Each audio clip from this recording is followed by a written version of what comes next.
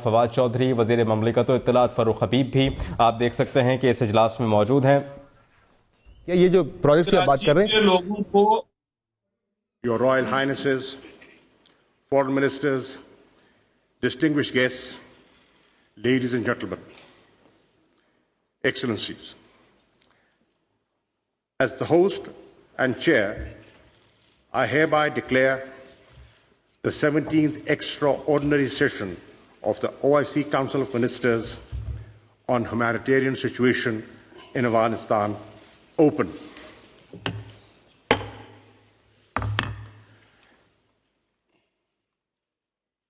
I now invite Qari Sayyid Sadaqat Ali for the recitation of the Holy Quran.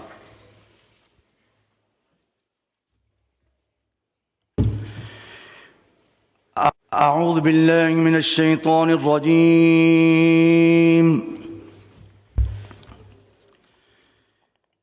بسم الله الرحمن الرحيم.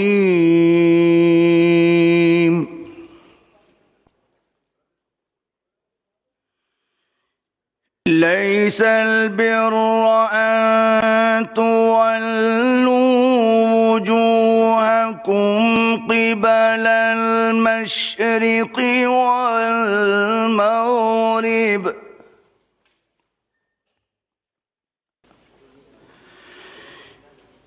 ولكن البر من آمن بالله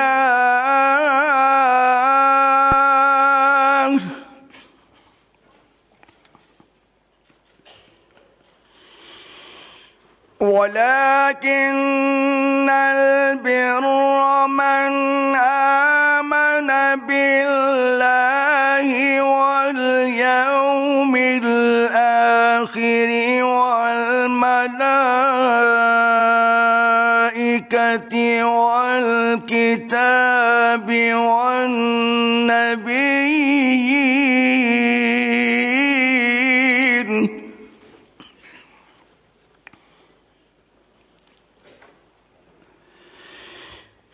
وآتى المال على حبه ذوي القربى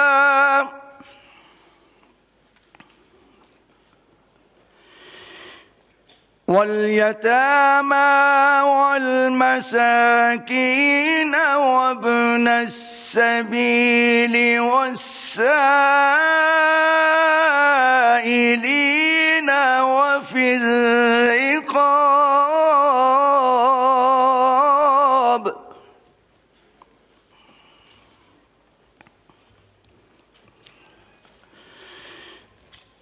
وأقام الصلاة وآتى الزكاة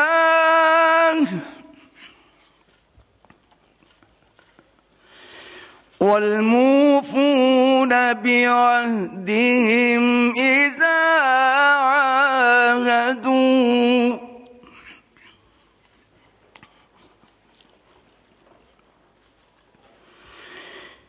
وأقام الصلاة وآتى الزكاة والموفون بعهدهم إذا عاهدوا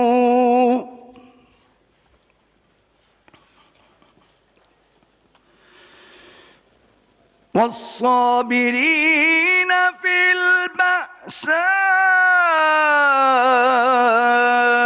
والضراء وحين البأس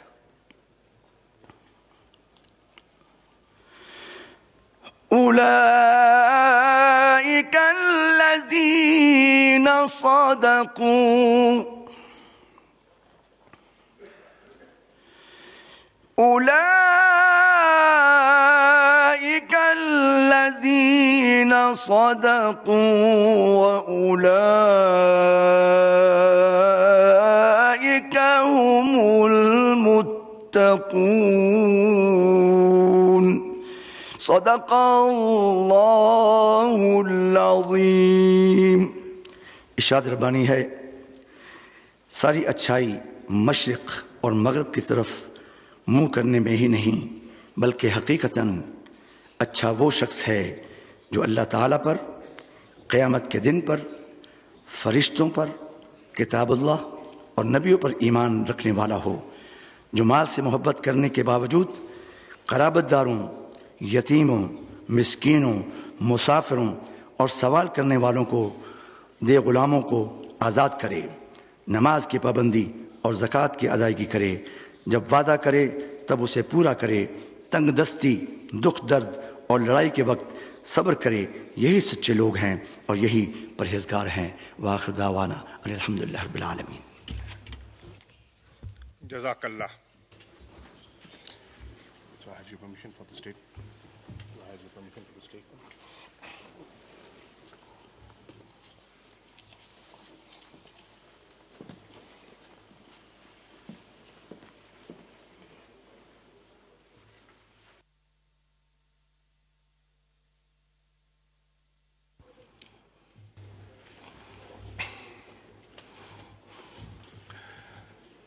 Bismillah ar-Rahman ar-Rahim. Excellency, Mr. Imran Khan, Prime Minister of the Islamic Republic of Pakistan, Excellency Hussein Brahim Taha, Secretary General OIC, distinguished foreign ministers, special guests, Excellencies, ladies and gentlemen, Assalamu alaikum. I welcome you all to Islamabad for this extraordinary session of the OIC Council of Foreign Ministers on the humanitarian situation in Afghanistan. Let me start by commending the Kingdom of Saudi Arabia, the OIC Summit Chair, for its leadership in convening this extraordinary session. I would like to warmly welcome Secretary General Taha amongst our family. This is his first foreign ministerial meeting after his appointment as the Secretary General. He and his team also deserve appreciation for their strong support and rapid mobilization of efforts for the conference arrangements. Pakistan is also gratified by the trust reposed by the OIC membership in Pakistan to host this extraordinary session. Excellencies, your presence here today at such a short notice affirms the importance that the international community as a whole and the OIC in particular accord to the well-being of the people of Afghanistan. For the people of Afghanistan, the significance of this gathering goes beyond mere symbolism. It is a matter of survival for them. As we speak, over half the Afghan population, 22.8 million people, a number larger than entire populations of over 2/3 of the UN member states, face food shortages. Millions of Afghan children are at risk of dying from malnutrition. This situation has been brought about to this pass by a multiplicity of factors. Prolonged drought, years of conflict, poor governance, and Afghanistan's excessive dependence on foreign aid. You would recall that Pakistan hosted the first extraordinary session of the Council of Foreign Ministers in Islamabad in January 1980. 41 years on, Pakistan is again obliged to host another extraordinary session to discuss the ongoing humanitarian crisis in the same country. It is unfortunate that the hardship and suffering of the Afghan people has not eased. The OIC, since the very beginning of Afghan crisis, has stood firmly by the people of Afghanistan.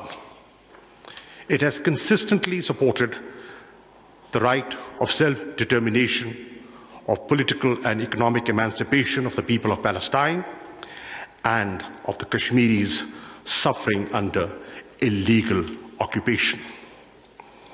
History is our witness that this organization, even amidst major global political turbulences and crisis, has not only consistently supported the rights of the people, but also called upon the rest of the international community to act and think beyond their domestic and internal political and economic compulsions.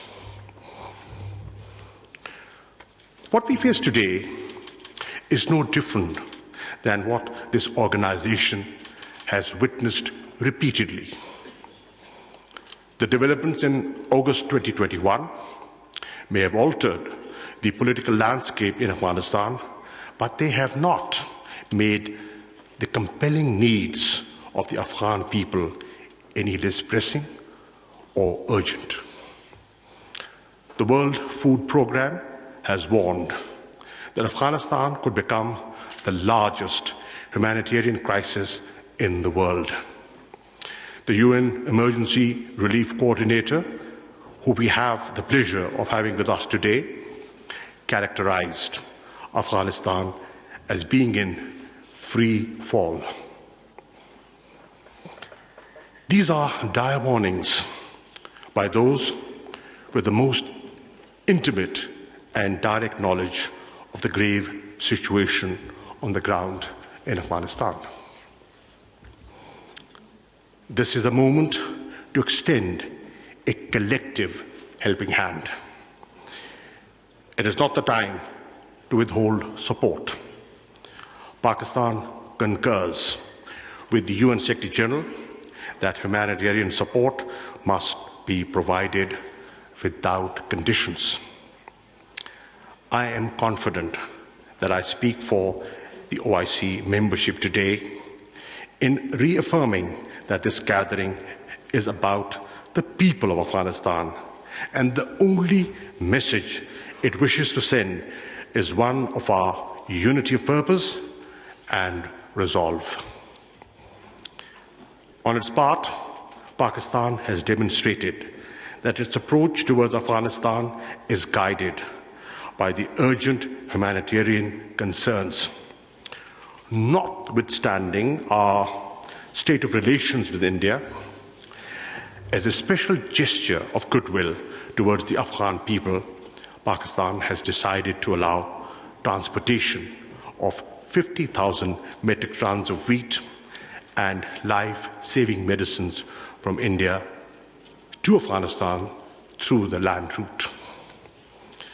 This organization and the Islamic Ummah as a whole has come forward to offer its hand of partnership to the United Nations, international financial institutions, and major donors to bring to bear collective expertise in pushing against the unfolding humanitarian crisis in Afghanistan.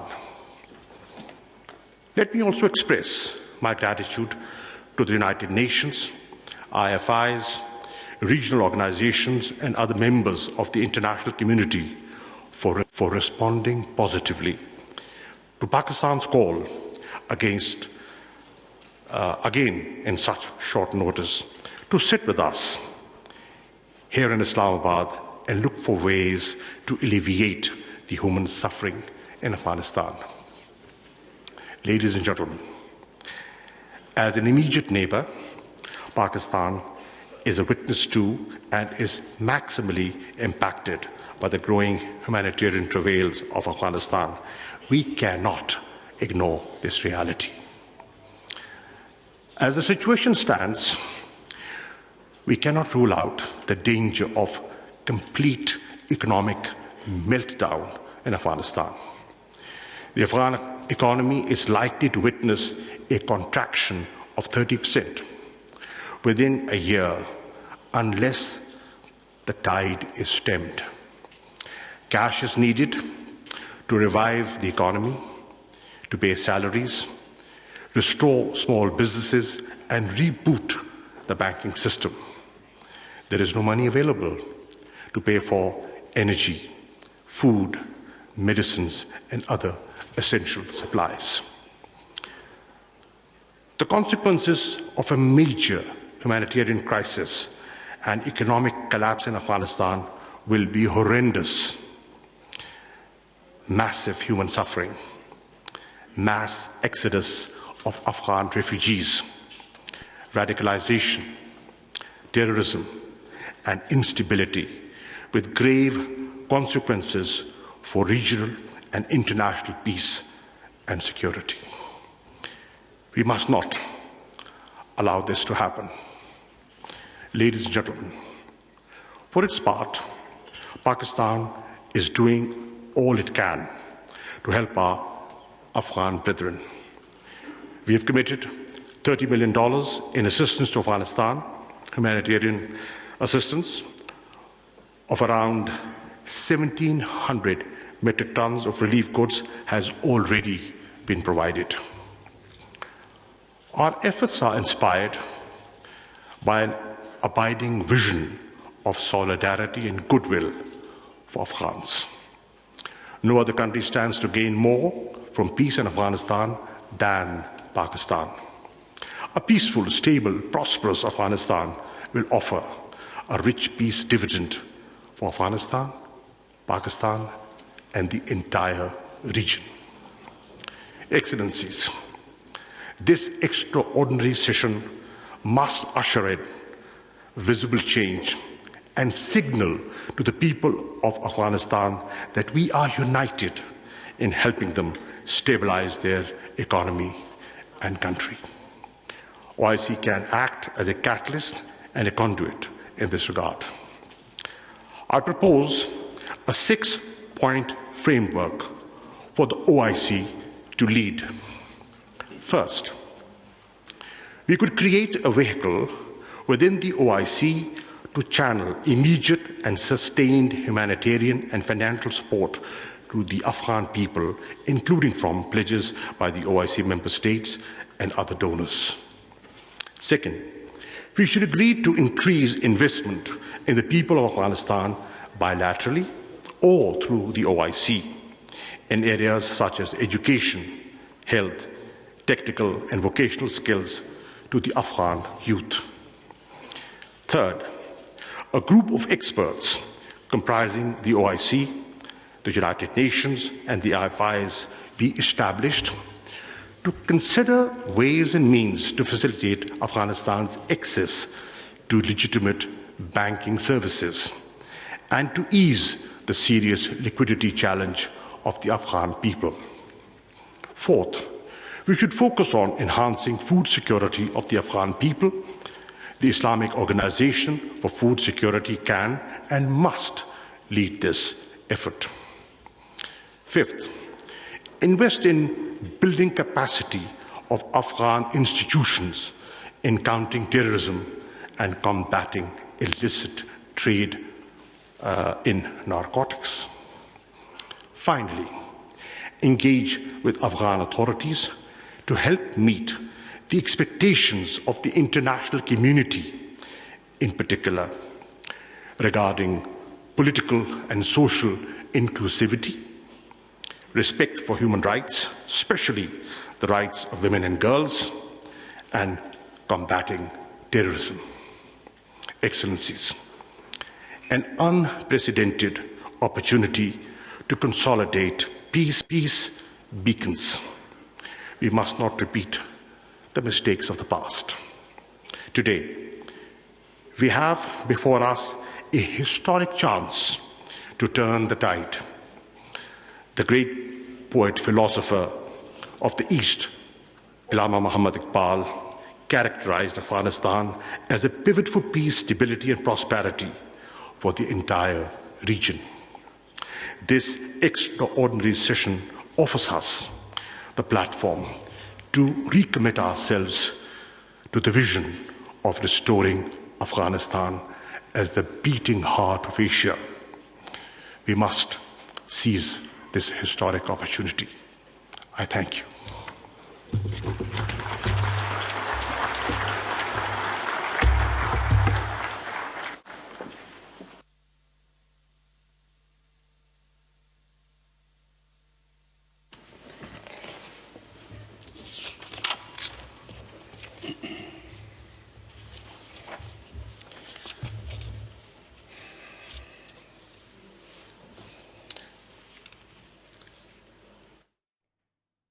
वज़ीर ख़ारजा शाह महमूद कुरैशी खिताब कर रहे थे। His Royal Highness Prince Faisal bin Farhan Al Saud, the Foreign Minister of the Kingdom of Saudi Arabia, the Chair of the Islamic Summit, for his statement.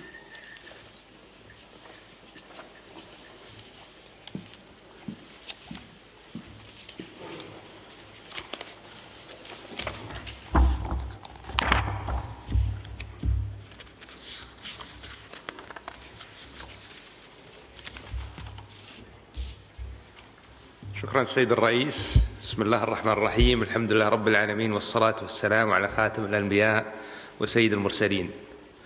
دولة السيد Imran Khan رئيس وزراء جمهورية باكستان الإسلامية، معالي السيد شاه محمود قريشي وزير خارجية جمهورية باكستان الإسلامية، أصحاب السمو والمعالي والسعادة والوزراء، معالي الأمين العام لمنظمة التعاون الإسلامي، السيدات والسادة الحضور الكرام، السلام عليكم ورحمة الله وبركاته.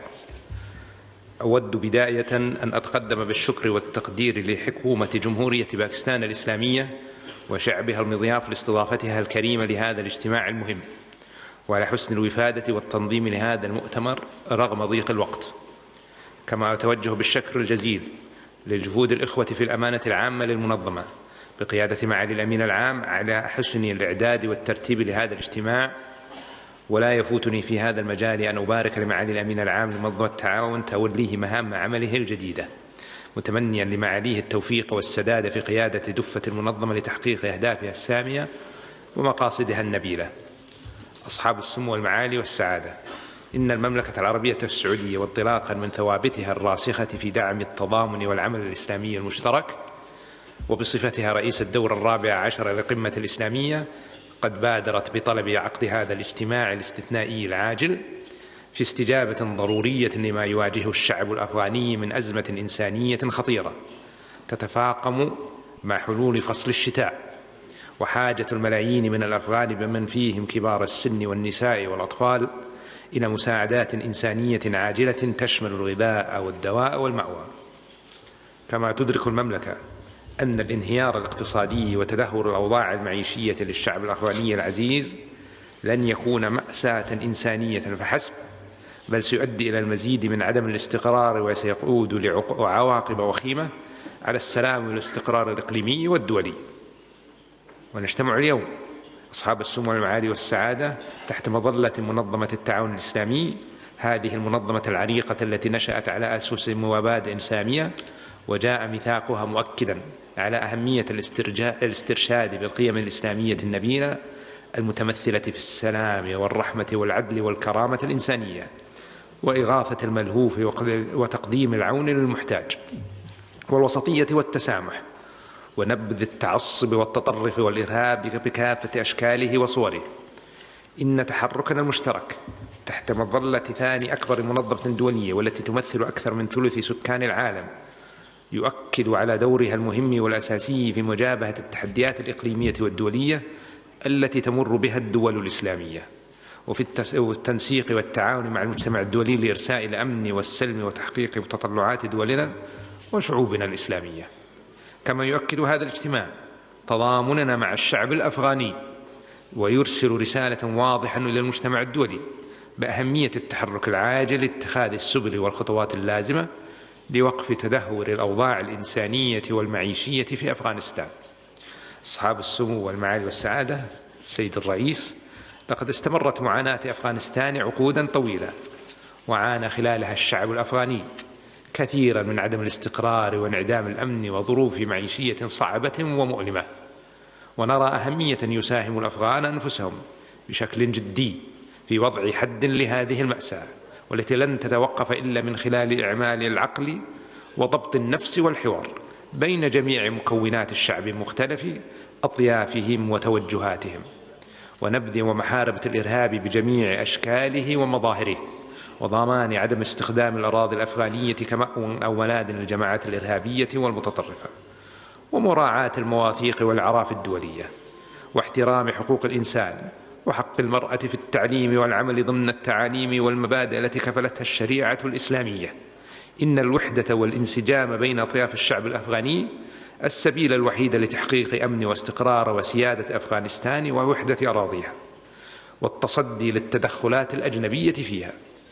وتأمل المملكة أن تساهم مخرجات هذا الاجتماع وما اتفق عليه أصحاب السمو والمعالي والسعادة في تقديم الاستجابة الإنسانية الفورية للشعب الأفغاني بقيادة المنظمة من خلال تعهدات الدول المانحة والآليات المقترحة كإنشاء صندوق الائتمان الإنساني لأفغانستان تحت إشراف البنك الإسلامي للتنمية، ومبادرة الأمن الغذائي لأفغانستان وتنسيق الإجراءات في ذلك مع الأمم المتحدة ووكالاتها ذات الصلة والمؤسسات المالية الدولية والمجتمع الدولي بهدف إيجاد حلول عملية يمكن من خلالها الحد من تفاقم هذه الأزمة الإنسانية، وأن يكون لمنظمتنا العريقة الدور الفاعل في هذا الشأن. وتحث المملكة الدول الأعضاء في المنظمة والدول والمنظمات الدولية الحاضرة على المشاركة الفاعلة في تلبية وتقديم الاحتياجات الإنسانية الملحة والمساعدات المستدامة للشعب الأفغاني، والحلول دون انهيار المؤسسات الاقتصادية الأفغانية. الحضور الكرام، لقد دعمت المملكة خلال العقود الماضية عددا كبيرا من المشاريع الإنسانية والصحية والتعليمية والغذائية التي استفاد منها الشعب الأفغاني الشقيق، وبتكلفة تجاوزت مليار ريال سعودي. كما قامت المملكة مؤخرا وبتوجيهات كريمة من خادم الحرمين الشريفين يحفظه الله بتسيير جسر جوي وبري إلى أفغانستان يحمل مساعدات إغاثية وإنسانية وغذائية عاجلة عبر مركز الملك سلمان للإغاثة والأعمال الإنسانية، انطلاقا من واجب المملكة الإنساني والإسلامي تجاه الشعب الأفغاني الشقيق. أصحاب السمو والمعالي والسعادة، تقف أفغانستان اليوم مجددا على مفترق طرق حاسم، فانهيار الوضع الحالي سيقود للفوضى التي من شأنها أن تصب في مصلحة المتطرفين وانتشار الإرهاب في جميع أنحاء المنطقة وخارجها. وتولي المملكة أهمية قصوى لدعم السبل التي يمكن لأفغانستان من خلالها التغلب على تحدياتها الحالية، وتقع المسؤولية على عاتق المجتمع الدولي للعمل بشكل جماعي لتحقيق هذه الغاية. ونتطلع إلى تعزيز مشاوراتنا وتكامل التنسيق الضروري برؤية أفغانستان تتقدم بأمان نحو ظروف ومستقبل أفضل. كما تستنكر المملكة في هذا الصدد الهجمات الإرهابية التي يشنها تنظيم داعش الإرهابي والتي استهدفت الأقليات الدينية والتي تهدف إلى بث الخوف وتأجيج الانقسامات الطائفية بين مكونات الشعب الأفغاني، وتؤكد على أن الحفاظ على السلام والأمن والاستقرار في أفغانستان أولوية تتطلب مساهمات بناء وعمل جماعي مكثف من المجتمع الدولي.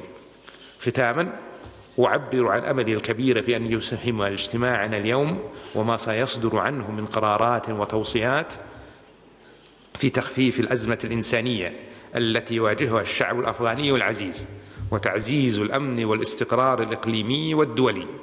كما أتوجه بالشكر مجددا لجمهورية باكستان الإسلامية على استضافتنا وما بذلته من جهود في هذا الصدد، والإخوة الحضور الكرام، ولمعالي الأمين العام والأمانة العامة للمنظمة. والسلام عليكم ورحمة الله وبركاته.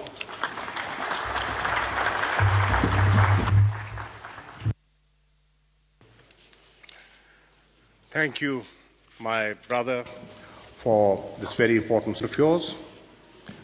I now request His Excellency Mr. Hussein Brahim Taha, Secretary General of the Organization of Islamic Cooperation, to deliver his statement.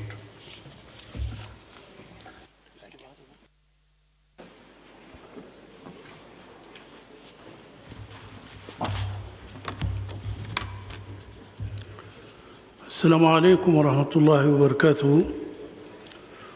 Honorable Premier Ministre de la République islamique du Pakistan, M. Imran Khan, Excellence M. Shah Mahmoud Qureshi, ministre des Affaires étrangères de la République islamique du Pakistan, Votre Altesse le Prince Faisal bin Farhan bin Abdullah, ministre des Affaires étrangères du Royaume d'Arabie Saoudite, président de la 14e session du Sommet islamique, Excellences, Messieurs les ministres des Affaires étrangères, Excellences, Messieurs les représentants des pays et d'organisations internationales, honorables invités. Assalamu alaikum wa rahmatullahi wa barakatuh. Tout d'abord, je tiens à remercier tous les États membres de m'avoir élu au poste du secrétaire général de l'Organisation de coopération islamique et je saisis cette opportunité que m'offre ma première rencontre avec Votre Altesse, Excellence, vous exprimer l'honneur et signe que je ressens de pouvoir servir nos États membres et nos coreligionnaires musulmans du monde entier, tout en implorant Allah de me prodiguer son aide et son secours avant de me tourner vers vous, Altesse et Excellence, pour vous dire combien je compte sur votre soutien, votre appui et vos conseils éclairés pour m'aider à assumer ces hautes charges qui sont confiées à ma modeste personne. Je tiens à cet égard à exprimer mes sincères remerciements et ma gratitude au Royaume d'Arabie Saoudite, président de la 14e session du Sommet islamique, pour sa louable initiative de convoquer cette importante réunion qui s'inscrit en droite ligne des politiques constantes établies du Royaume en appui à la solidarité islamique et à l'action islamique commune. J'exprime également mes sincères remerciements au gouvernement et au peuple hospitalier de la République islamique du Pakistan pour leur accueil cordial et leur généreuse hospitalité à ma modeste personne et aux délégations participantes et pour avoir pris les dispositions nécessaires afin que les résultats souhaités puissent être atteints. L'accueil par le Pakistan de cette réunion réaffirme son plein engagement à soutenir les causes de la Oumma islamique et son souci de renforcer la sécurité, la paix dans la région. Je voudrais également exprimer ma gratitude et ma profonde estime à vous tous, honorables ministres, excellences, membres des délégations distinguées, pour avoir répondu favorablement à l'invitation à assister à cette importante réunion et pour avoir accepté de braver les difficultés du voyage à la lumière des complications résultant de la pandémie du corona et de l'émergence du nouveau variant, l'Omicron, ce qui reflète les nobles principes islamiques qui appellent à la solidarité, à la synergie et à la fraternité. Honorable Premier ministre, nous considérons cette réunion comme un événement très important en faveur du peuple afghan, d'autant plus que la question de l'Afghanistan est l'une des questions les plus importantes à l'ordre du jour de l'organisation depuis des décennies.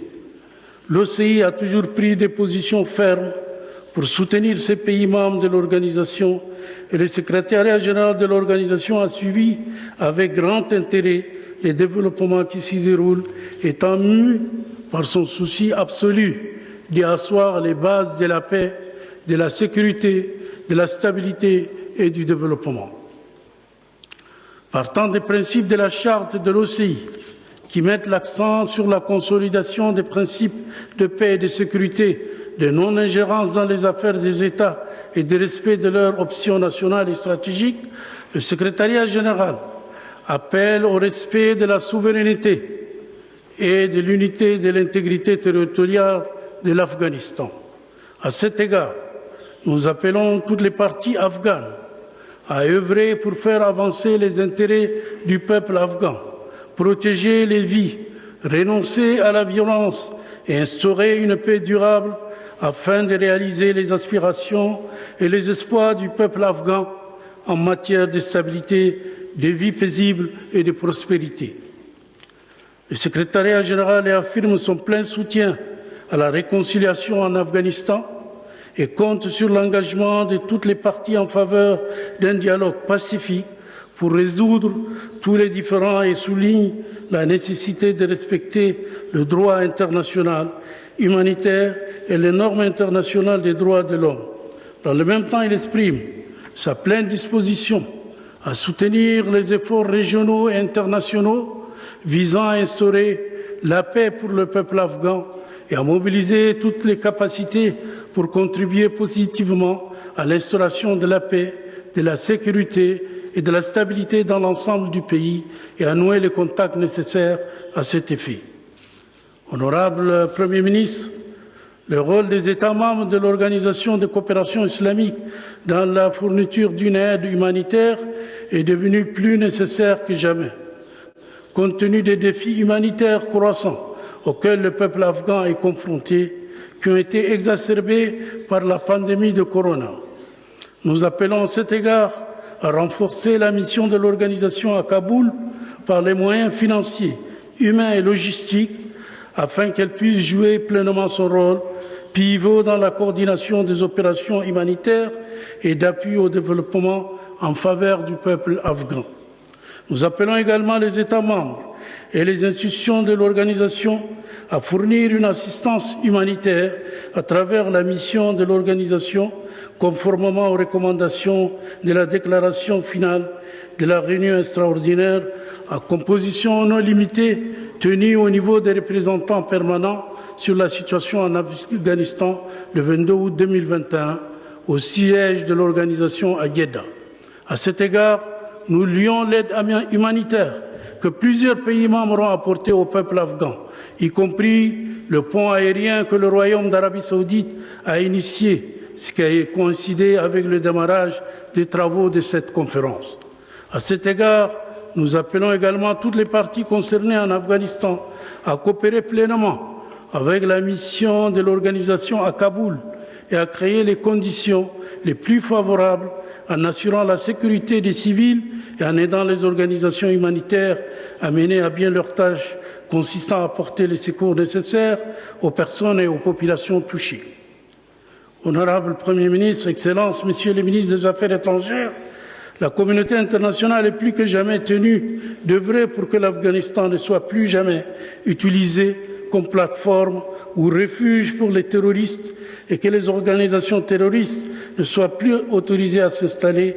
En attendant que tout cela se réalise, la communauté internationale est appelée à trouver des solutions politiques à la situation de l'Afghanistan afin qu'il reprenne rapidement sa place parmi la communauté internationale et bénéficie des systèmes économiques et financiers mondiaux.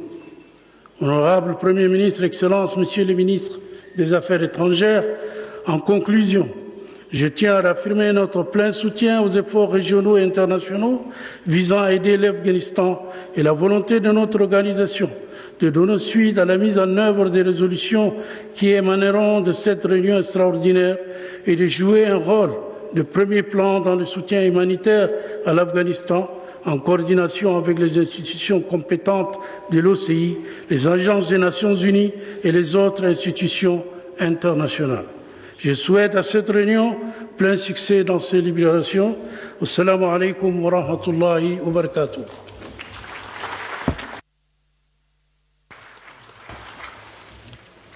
Thank you, Secretary General, for your kind remarks. I now request His Excellency Mr. Mevlut Çavuşoğlu, Foreign Minister of the Republic of Turkey, to deliver a statement. He will speak on behalf of the Asia Group of the OIC member states.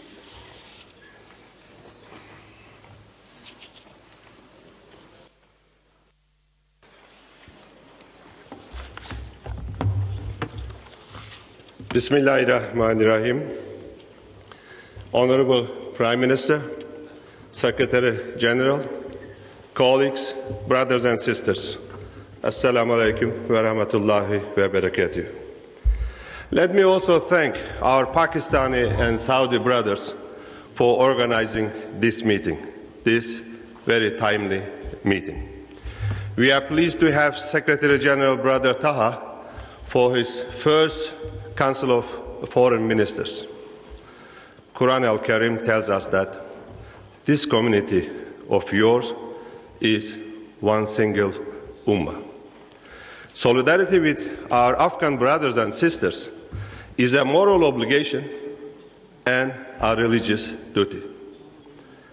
Nearly 23 million people, 60% of the population, are facing hunger in Afghanistan. The OIC should play a leading role in mobilizing the international support for Afghanistan. The resolution that we will adopt today should be implemented. First, we should coordinate humanitarian assistance.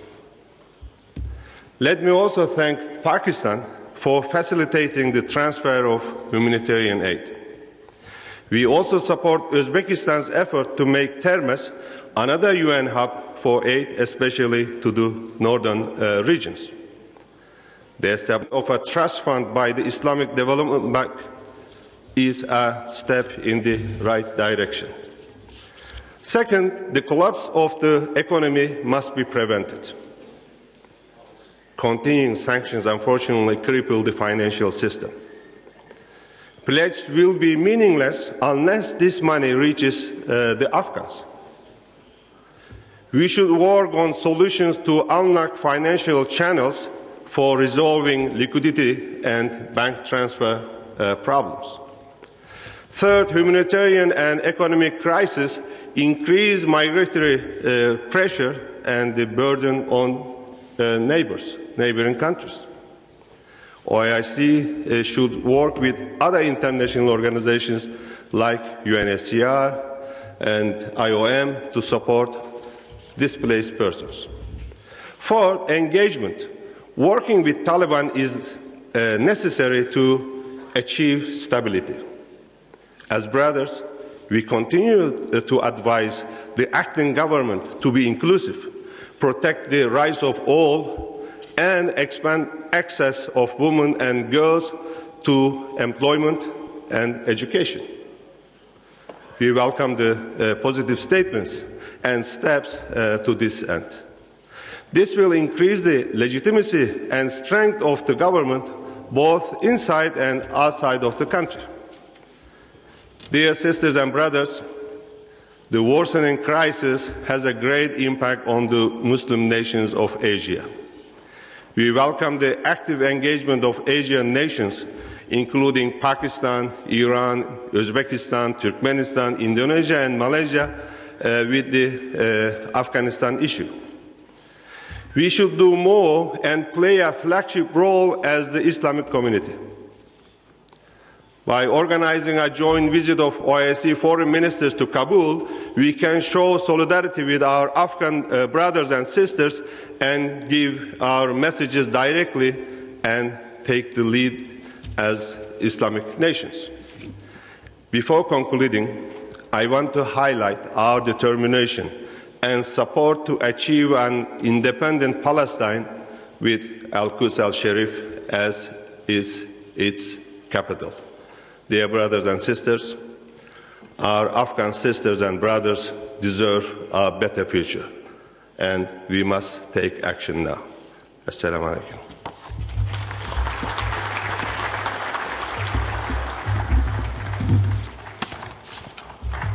Thank you, Brother Bevlut, for your insightful remarks.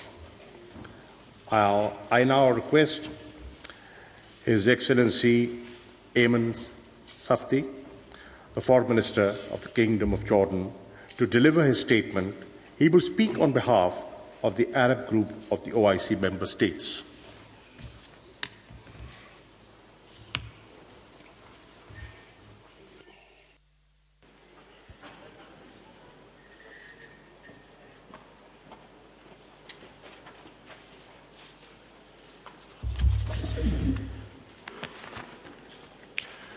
بسم الله الرحمن الرحيم والصلاة والسلام على سيدنا محمد النبي العربي الهاشمي الأمين.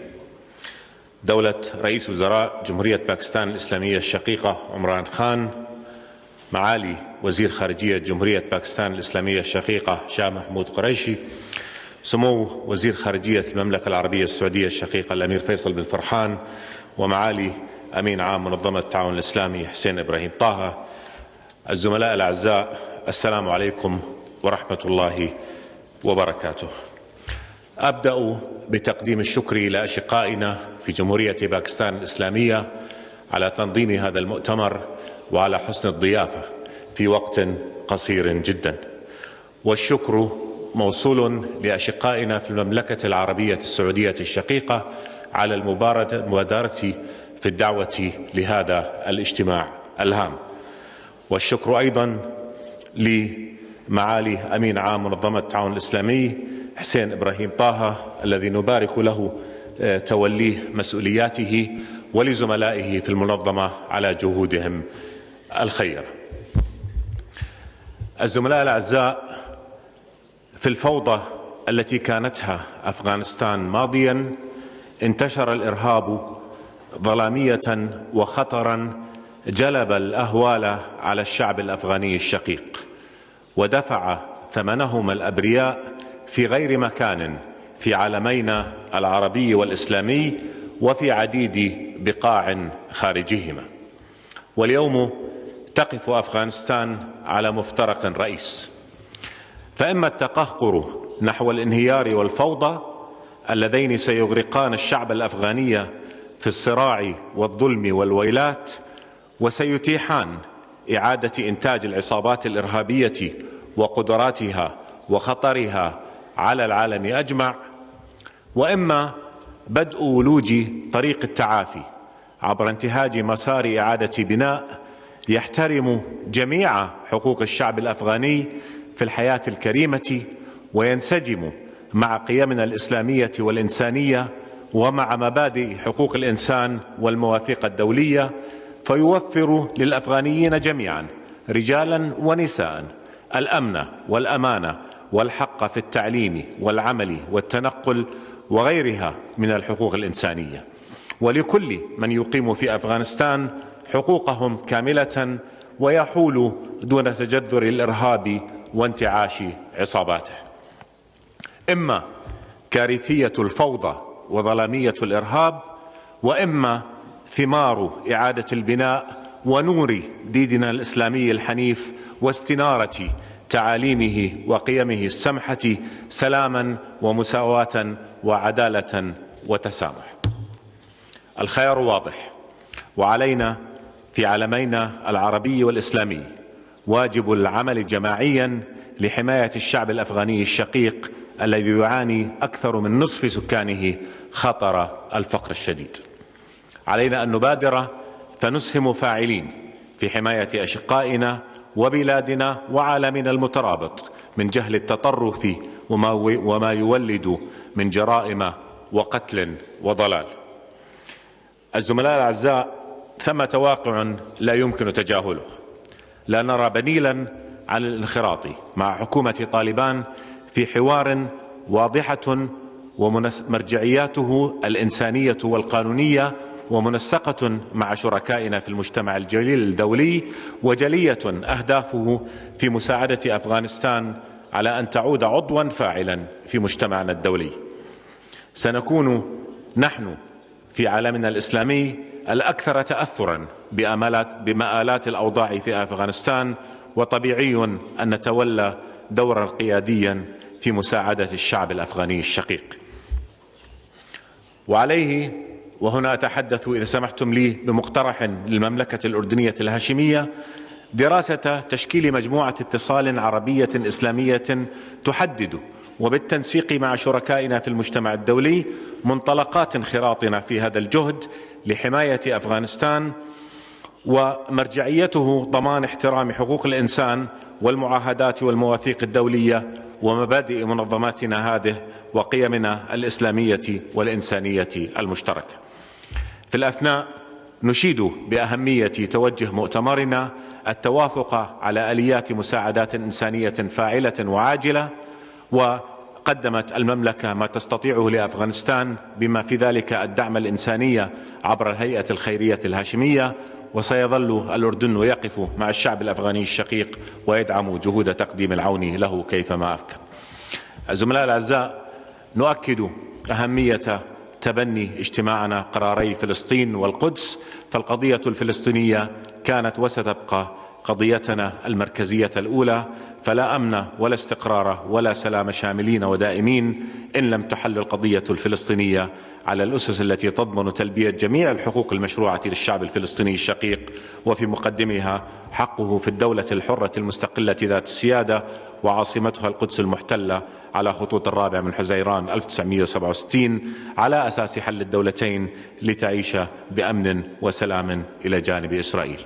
وباسمي مرة أخرى جميع الزملاء في المجموعة العربية أتقدم بجزيل الشكر إلى أشقائنا في باكستان على تنظيم المؤتمر، ولأشقائنا في المملكة العربية السعودية على مبادرتهم الخيرة، ونأمل أن يثمر لقاؤنا هذا اليوم عملا منهجيا مؤثرا فاعلا في مساعدة أفغانستان وفي مساعدة الشعب الأفغاني الشقيق. شكرا لكم والسلام عليكم ورحمة الله وبركاته.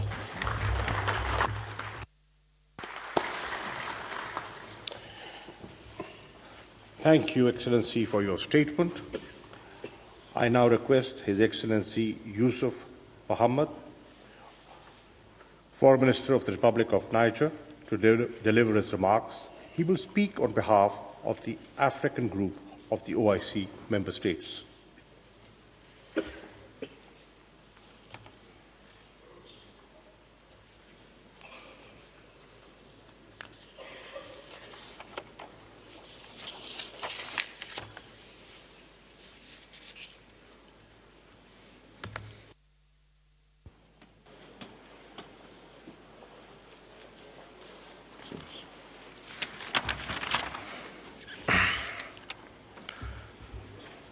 Bismillah ar-Rahman ar-Rahim. Son Excellence, Monsieur le Premier ministre de la République islamique du Pakistan, Altesse royale, Excellences, Mesdames et Messieurs les ministres,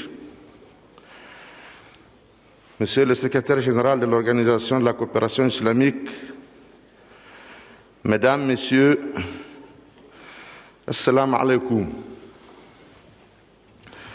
Je voudrais tout d'abord remercier au nom du groupe africain les plus hautes autorités de la République sœur du Pakistan pour avoir accepté d'abriter cette session extraordinaire malgré la pandémie du Covid-19 et aussi cet accueil empreint de chaleur et de fraternité à l'égard de nos délégations respectives. Permettez-moi d'adresser notre sincère gratitude à l'égard du serviteur de deux saintes mosquées, Son Altesse royale Salman Abdelaziz bin Saoud, pour son appui constant à notre organisation. Et saluons la louable initiative d'organiser cette importante réunion sur l'Afghanistan. Nous remercions toutes les bonnes volontés qui se sont impliquées dans la résolution de la situation en Afghanistan à travers des pourparlers et des consultations bilatérales. Nous profitons de cette occasion pour présenter nos félicitations et nos encouragements au nouveau secrétaire général de l'OCI. Mesdames, Messieurs, notre session extraordinaire est relative à la situation en Afghanistan. Nous avons suivi avec attention, une attention particulière, son évolution qui s'est traduite par des crises multidimensionnelles qui ont affecté les populations. Ces crises sont d'ordre alimentaire, économique et sécuritaire. Nous avons relevé que dans les rapports de certaines institutions, comme le PAM, la FAO, il y a plus de 23 millions de personnes qui seront confrontées d'ici la fin de l'année à une insécurité alimentaire et nutritionnelle. Parmi ces personnes, il y a plus de 4 millions de femmes et d'enfants qui ne pourront pas résister à cet hiver glacial qui s'annonce. Cette situation qui traverse l'Afghanistan nous interpelle à plus d'un titre et c'est l'occasion pour nous de manifester notre solidarité et d'élaborer un plan de réponse pour accompagner le financement acquis afin d'aider nos frères de l'Afghanistan. Excellences, Mesdames, Messieurs, nous devons agir rapidement afin d'éviter une catastrophe sans précédent de notre rôle et de parer au plus urgent, c'est-à-dire la situation humanitaire dans un contexte où le climat aggravera les conditions de vie des populations afghanes. Notre devoir est aussi de soutenir tous les efforts du gouvernement afghan et de continuer à l'appuyer dans le règlement des crises qui l'assaillent et barrer la route à toute ingérence d'un tiers dans les affaires intérieures afghanes. Il est aussi important d'inviter nos frères afghans à intégrer la communauté internationale en respectant ses engagements internationaux, notamment dans le domaine du droit à l'éducation et au travail pour toutes les composantes de la population, comme il est édicté dans les principes de l'islam. Excellences, Mesdames, Messieurs, au sortir de cette réunion, nous allons, Inch'Allah, mettre en place un mécanisme de coordination des efforts internationaux pour la mise à disposition d'une aide alimentaire pour l'Afghanistan et coordonner avec la communauté internationale son acheminement vers les populations. Nous sommes certains que vos contributions de tous ordres faciliteront la mise en œuvre de ces mécanismes en collaboration avec les agences des institutions internationales pour alléger les souffrances de nos frères afghans. Il est attendu de cette rencontre des annonces et des engagements fermes pour apporter notre soutien au peuple afghan. Sur un autre plan, le groupe africain a toujours soutenu les résolutions sur les droits des Palestiniens. Le groupe africain apportera son soutien dans toutes les négociations pour le respect des droits inaliénables et légitimes du peuple palestinien. Vive la Oumma islamique et la solidarité islamique pour la paix et la stabilité dans le monde musulman. Assalamu alaikum wa rahmatullahi ta'ala wa barakatuhu. Shukran.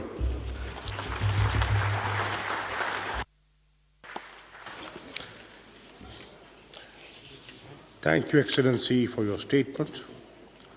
I will now request Dr. Muhammad Suleiman Al-Jasir, Chairman of the Islamic Development Bank Group, to come to the rostrum and deliver his statement.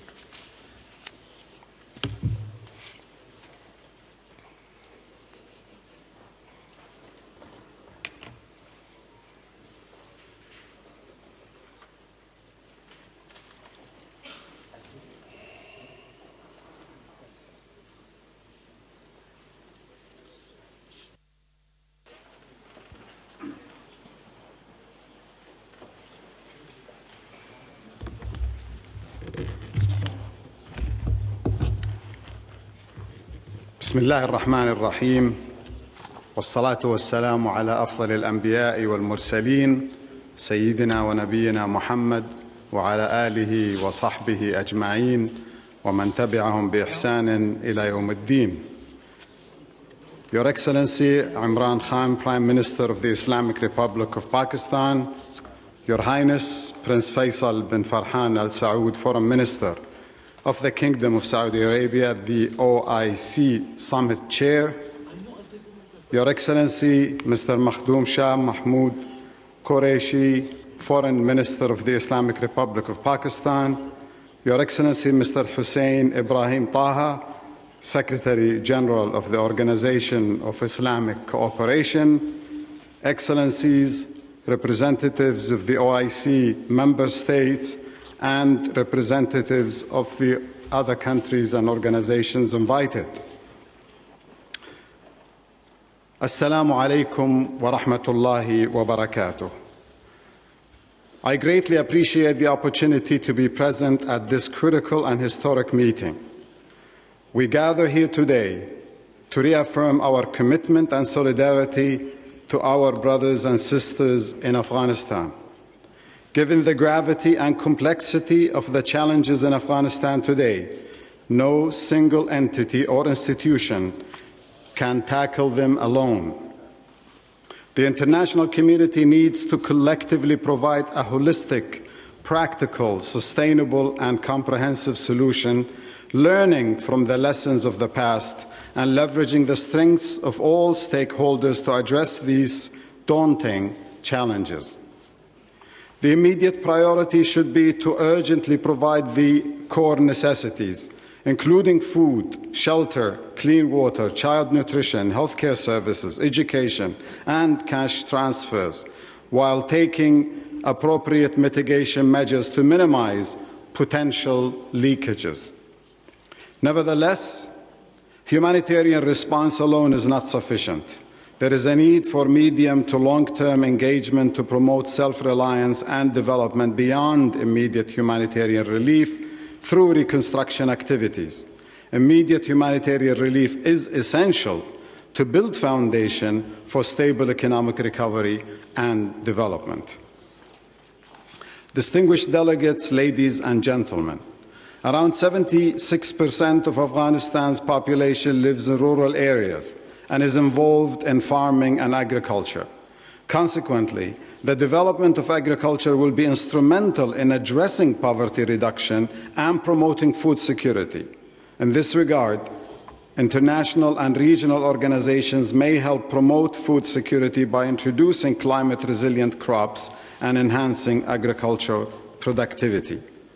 It is also significant to economically empower communities, especially youth and women, and low-income families by strengthening their resilience to shocks, improving productivity in vital economic activities, and supporting microfinance and SMEs of Afghani entrepreneurs.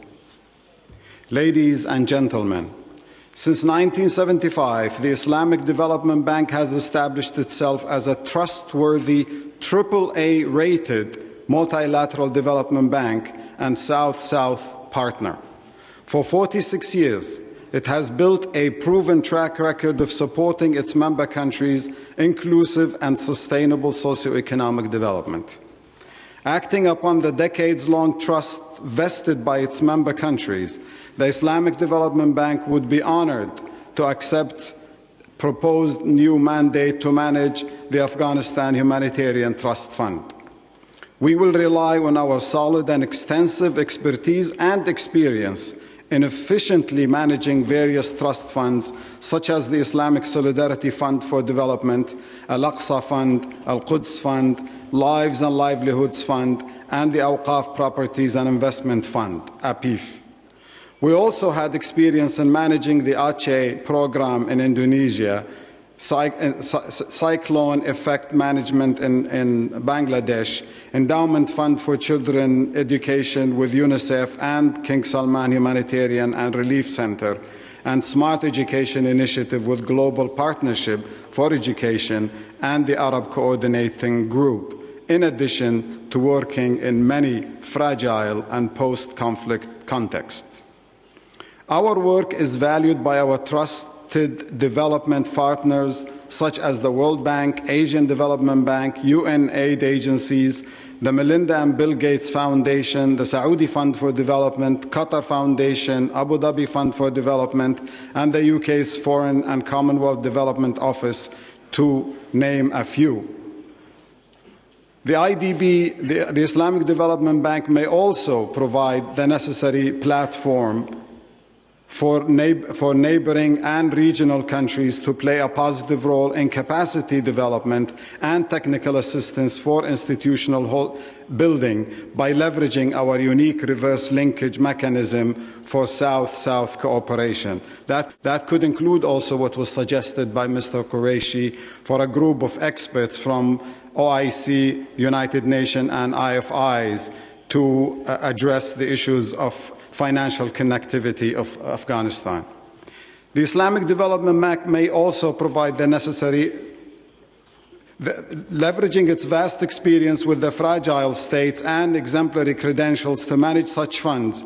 The Islamic Development Bank is well positioned to act as the trustee and administrator of the proposed Afghanistan Humanitarian Trust Fund. We look for generous support from all countries, international, regional and bilateral organizations, private sector, philanthropists, to announce their pledges to this fund. I hope today's forum will result in outcomes that will enable us to leverage the intrinsic Afghan entrepreneurial spirit to create local employment opportunities to ensure long-term peace, prosperity and growth in Afghanistan and beyond. I reiterate my thanks and appreciation to the Kingdom of Saudi Arabia and the Organization of Islamic Cooperation for this well-timed initiative. I also extend my special thanks to the government of Pakistan for its generosity and hospitality. Wassalamu alaikum wa rahmatullahi wa barakatuh.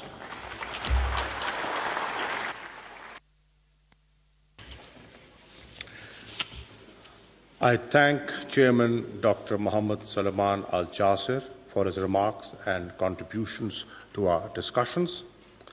I will now request Mr. Martin Griffiths, Under-Secretary General for Humanitarian Affairs and Emergency Relief Coordinator, UN Office for the Coordination of Humanitarian Affairs, OCHA, who is representing UN Secretary General, Mr. Guterres, to come to the rostrum and deliver his remarks.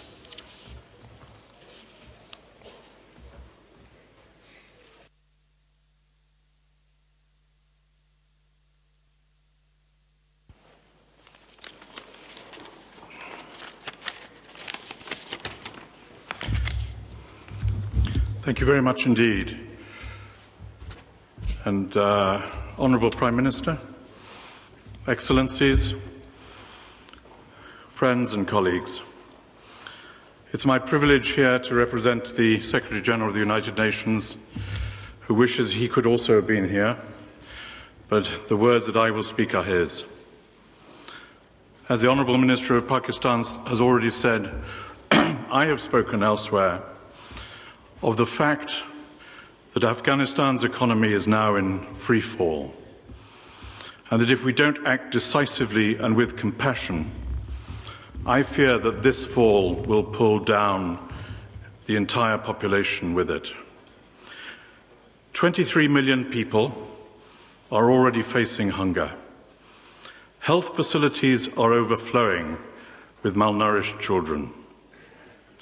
Some 70% of teachers are not getting paid, and millions of children, Afghanistan's future, are out of school. The value of the Afghani currency is plummeting. Trade is damaged by the lack of confidence in the financial sector, as we have heard, and the space for borrowing and investment has constricted dramatically. So the need for liquidity and stabilization of the banking system, again, as we have heard from a number of speakers, is now urgent, not only to save the lives of the Afghan people, but also to enable humanitarian organizations to respond and operate effectively. I welcome the decision by the World Bank's Afghanistan Reconstruction Trust Fund to transfer $280 million by the end of December to UNICEF and the World Food Programme. This step should be followed by reprogramming of the whole fund to support the people of Afghanistan this winter. Families simply do not have the cash for everyday transactions, while prices for key commodities continue to rise. The cost of wheat and fuel are up by around 40%, and food now accounts for more than 80% of average household expenditure. Basic social services that all Afghans depend on are collapsing as international development support, upon which the country has depended for so long, has frozen up. By the middle of next year, as estimated by UNDP, universal poverty may reach 97% of the population of Afghanistan. That could be the next grim milestone.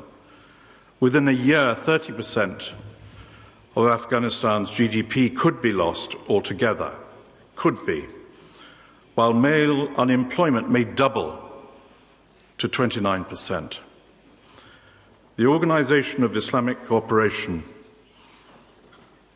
is coming today together to express the willingness, as we have heard, to help avert this disaster and to contribute to the humanitarian endeavour. And I am here to say, Excellencies, that the United Nations stands firmly with you and your efforts and your plans, and both of us in solidarity with the people of Afghanistan.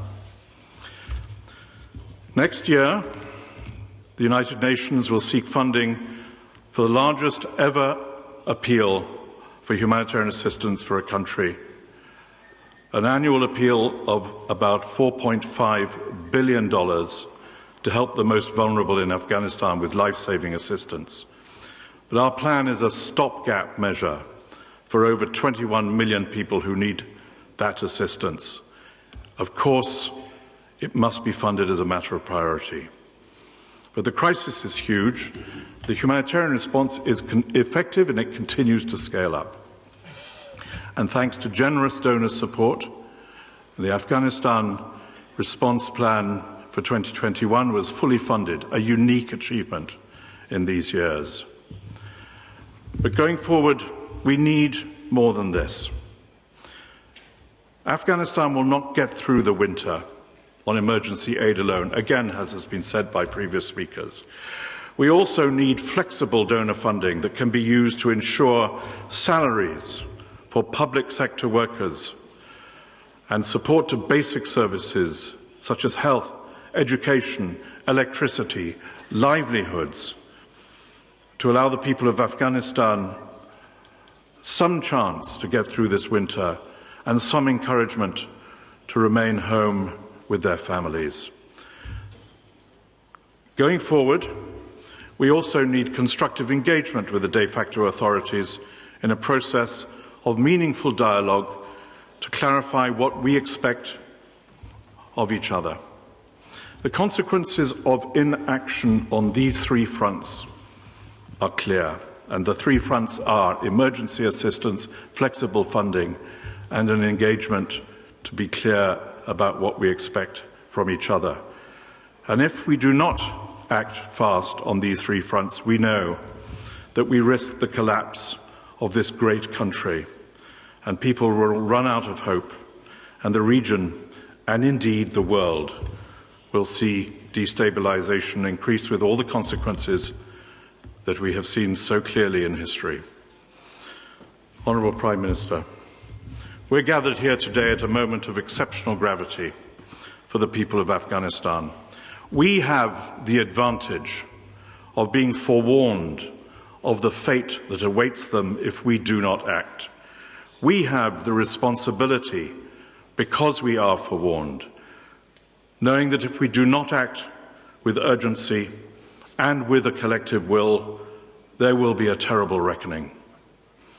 We have that chance. We have that opportunity given to us also by those who convened this important international meeting. We cannot fail to do what is right and what we know is possible. Thank you.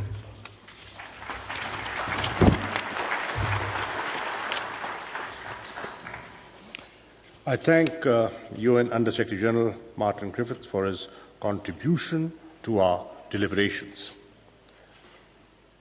I now request His Excellency Imran Khan, Prime Minister of the Islamic Republic of Pakistan, for his keynote address.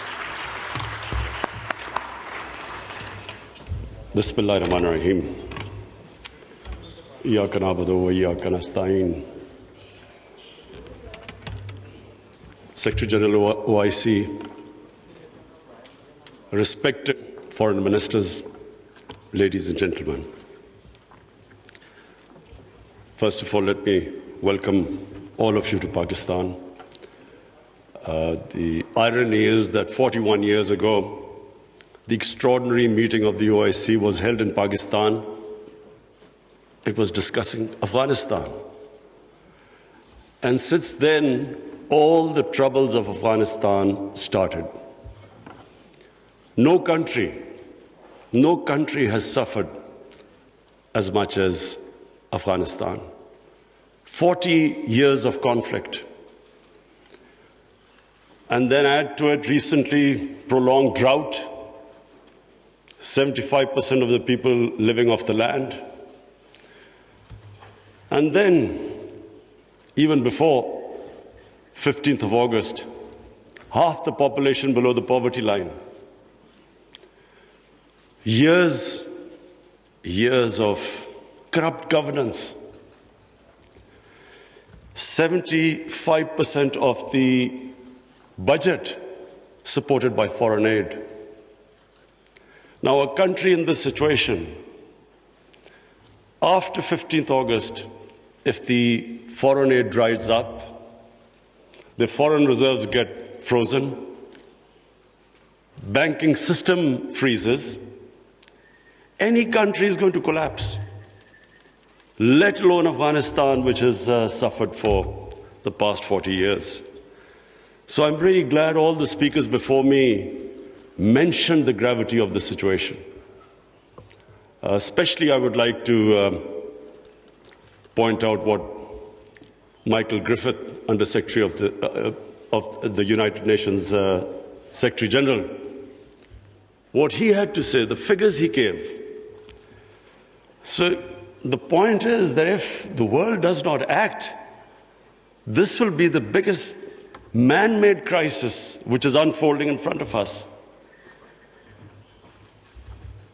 We, the OIC, it's a big responsibility on us, because not only is it the situation in Afghanistan as it unfolds, but it's a religious duty to help them.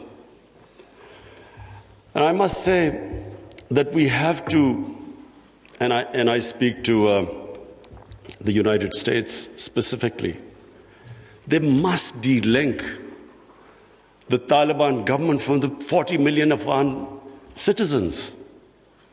Even if they have they've been in conflict with Taliban for 20 years. But this is a question of the people of Afghanistan. 40 million human beings. And that's why it is very important that action is taken immediately. Already we are late.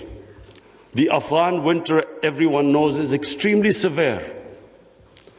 And these preconditions, the Taliban have to, unless they have an inclusive government, human rights, women's rights, do not allow terrorism from the soil.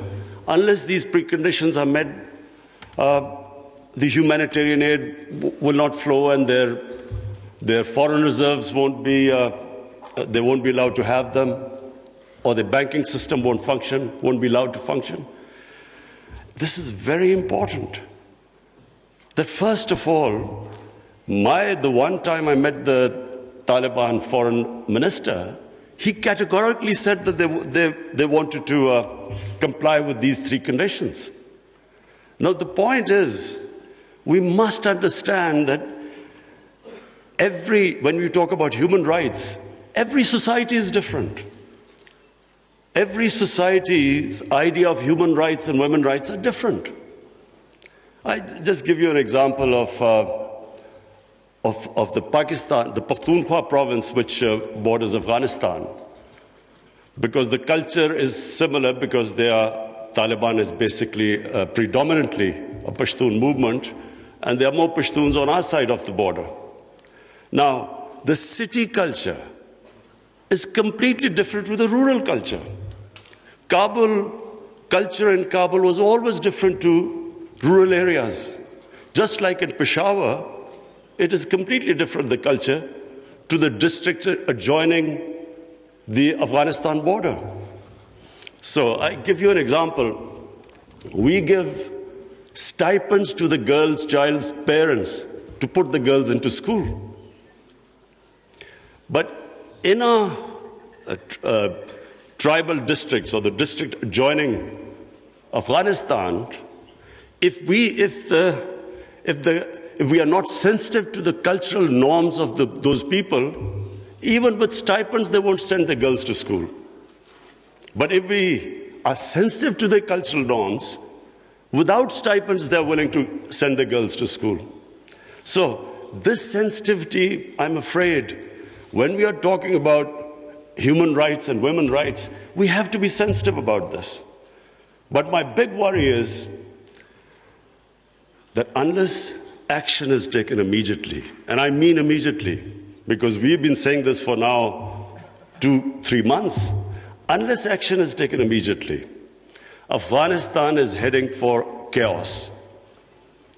Any government, when it can't pay its salaries of its public servants, hospital, doctors, nurses, any government is going to collapse. But chaos suits no one. It certainly does not suit the United States.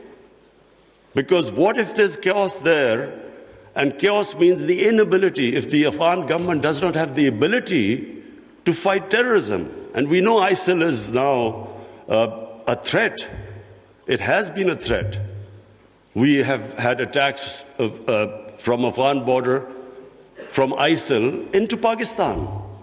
So the only way you can control what is, and ISIL is capable of international terrorism.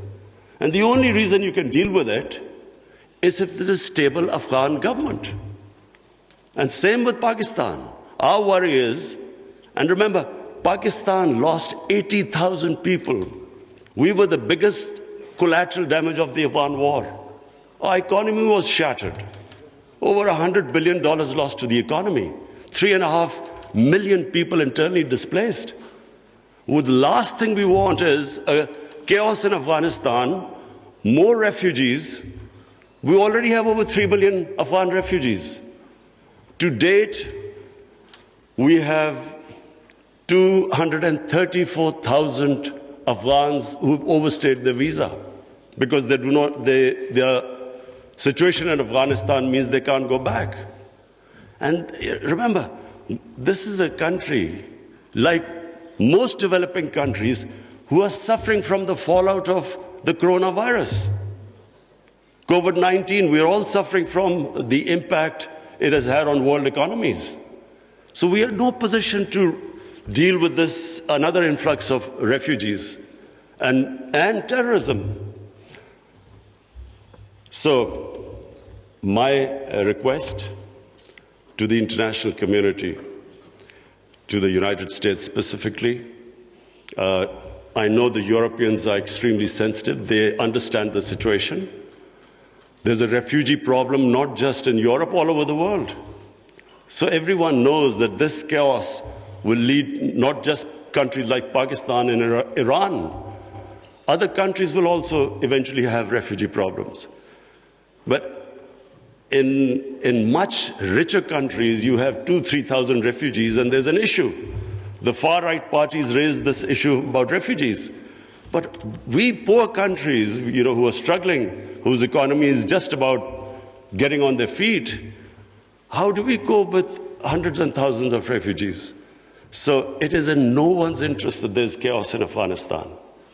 And that's why I was very impressed by the Islamic Development Bank's suggestions of immediate, medium, and long-term ways of helping the people of Afghanistan or making the economy sustainable.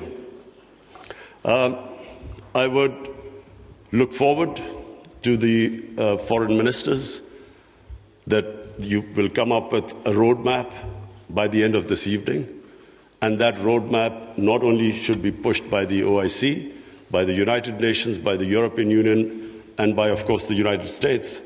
Because, as I repeat, chaos in Afghanistan suits no one. And finally, because I have this platform of the OIC foreign ministers, I would just raise two more points. One is Palestine and Kashmir. The people of Palestine and Kashmir look to us. They want to see a unified response from us about their human rights, about their democratic rights, rights which United Nations Security Council resolutions have given them, and unfortunately not implemented. We should, on every forum, raise our voices and a unified stance. And lastly, I want to talk about Islamophobia.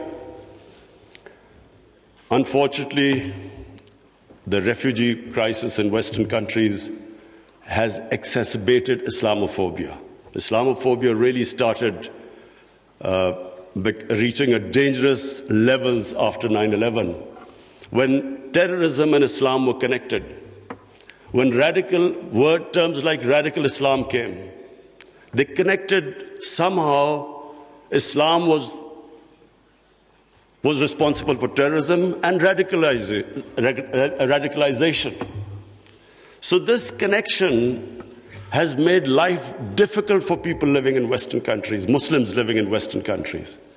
The man in the street in the West cannot distinguish between what is a moderate Muslim and what is a radical Muslim. So you have stuff like in New Zealand, a man walks into a mosque and shoots 50 people. It's because this term, radical Islam, Islamic terrorism, they have to be delinked.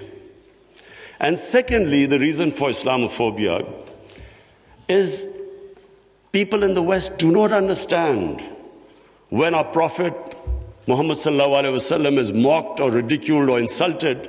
They can't understand the reaction amongst the Muslims because their attitude to religion is different to ours. So it's very important for the OIC to play its part in explaining to the Western world on forums like European Union, United Nations, their think tanks, making them understand. Rather than this gap growing between Muslims and non-Muslims because of inability to understand Islam, it is our responsibility in the OIC that we make them understand. We have in Pakistan formed an authority. It's called Rahmatul Alameen Authority.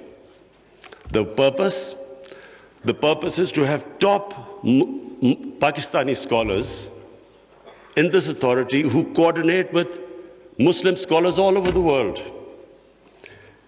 And one of the objectives of this Rahmatul Alameen Authority is that there should be a considered intellectual response when things like a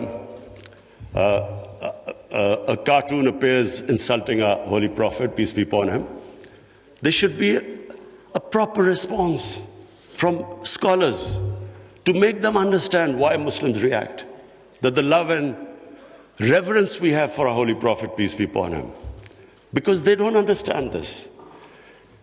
And secondly, to make them understand that our Holy Prophet was called Rahmatul Alameen. He was to bring mercy for mankind. He was not called Rahmatul Muslimeen. He was not just for Muslims. Just like our God, Allah, is God of all human beings. So, our Prophet united human beings. His whole message was of love. But this is not, the people in the West do not understand this. There is so much propaganda against Islam. And unfortunately, we do not have a coherent and an intellectual, scholarly response to this. So one objective of this authority is to, in coordination with all the Muslim scholars, we will respond, and we would like the OIC Secretary General also to know about this response. We will consult you. And whenever anything happens, there should be a proper response to that. But secondly, it's also for my own country, because we feel that we can raise the morality and the ethics of our society by making people understand the seerat of the Prophet, his teachings. to raise the ethical standards in our country, and at the same time unite our people. Because unfortunately, religion is used by elements in our society to divide people, spread hatred. The whole idea is to unite human beings under the teachings of our Prophet. So finally, I again welcome all of you. I hope we have a very productive session this afternoon, and then we come up with a very coherent a strategy, which I said immediate, medium-term and long-term, how to get Afghanistan out of this crisis. Thank you.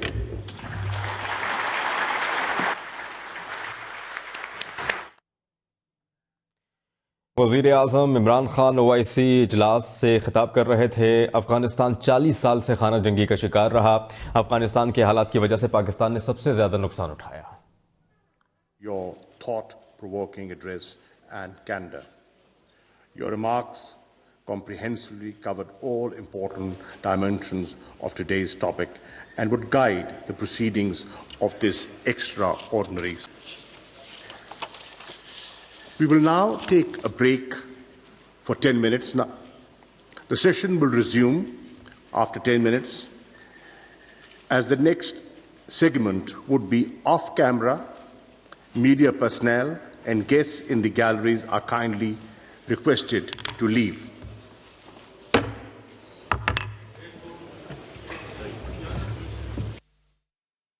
اجلاس میں 10 minute کا وقفہ لیا گیا ہے. 10 minute کے بعد یہ اجلاس دوبارہ سے شروع ہوگا. وزیر اعظم عمران خان نے اب سے کچھ دیر قبل اس اجلاس سے خطاب کیا. وہ کہتے ہیں کہ افغانستان 40 سال خانہ جنگی کا شکار رہا. افغانستان کے حالات کی وجہ سے پاکستان نے سب سے زیادہ نقصان اٹھایا. افغان آبادی غربت کی لکیر سے نیچے جا رہی ہے. افغانستان کی بیرونی امداد اب بند ہو چکی ہے. افغانستان کے 4 کروڑ عوام کو بحران کا سامنا ہے. کسی بھی ملک کو افغانستان جیسی صورتحال کا سامنا نہیں ہے. دنیا نے توجہ نہ دی تو یہ انسانوں کا پیدا کردہ بحران مزید بڑھ سکتا ہے. یہ افغانستان کی بقا کا معاملہ ہے. وزیر اعظم عمران خان کی جانب سے یہ کہا گیا. آپ کو یہ بھی بتائیں کہ پاکستان کی میزبانی میں اسلامی ممالک متحد ہو چکے ہیں اور افغانستان کی صورتحال پر اسلام آباد میں OIC وزرائے خارجہ کا اجلاس ہو رہا ہے، جس میں 10 منٹ کا اب وقفہ لیا گیا ہے. پاکستان کی دعوت پر 20 ممالک کے وزرائے خارجہ، 10 نائب وزرائے خارجہ سمیت 70 وفود شریک ہیں. وزیر اعظم عمران خان بھی اجلاس میں شریک ہیں اور دنیا نے اقدامات نہ کیے تو یہ انسانوں کا پیدا کردہ بحران مزید بڑھ سکتا ہے. وزیر اعظم عمران خان کی جانب سے یہ کہا گیا. انہوں نے مزید یہ بھی کہا کہ کسی بھی ملک کو افغانستان جیسی صورتحال کا سامنا نہیں ہے اور افغانستان کی بیرونی امداد بند ہو چکی ہے. وہ کہتے ہیں کہ اب دنیا کو افغانستان کی جانب توجہ مبذول کرنی ہوگی تاکہ جو انسانی بحران پیدا ہو رہا ہے، انسانی بحران جنم لے رہا ہے افغانستان میں، اسے روکا جا سکے. اگر افغانستان میں یہ بحران روکا نہ جا سکا تو خطے سمیت یورپی ممالک بھی اس کی زد میں آ سکتے ہیں. افغانستان 40 سال خانہ جنگی کا شکار رہا. افغانستان کے حالات کی وجہ سے پاکستان نے سب سے زیادہ نقصان اٹھایا ہے. افغانستان کی آبادی غربت کی لکیر سے نیچے جا رہی ہے. افغانستان کی بیرونی امداد بھی اب بند ہو چکی ہے. اس پر بھی نظر ثانی کرنی ہوگی پوری دنیا کو. اس کے ساتھ ساتھ جو ایسٹس افغانستان کے منجمد کیے گئے ہیں ان پر بھی نظر ثانی کرنی ہوگی. بیرونی امداد بھی جو روکی گئی ہے اس پر بھی وزیر اعظم عمران خان کی جانب سے بات کی گئی. کسی بھی ملک کو افغانستان جیسی صورتحال کا سامنا نہیں ہے، وزیر اعظم نے کہا.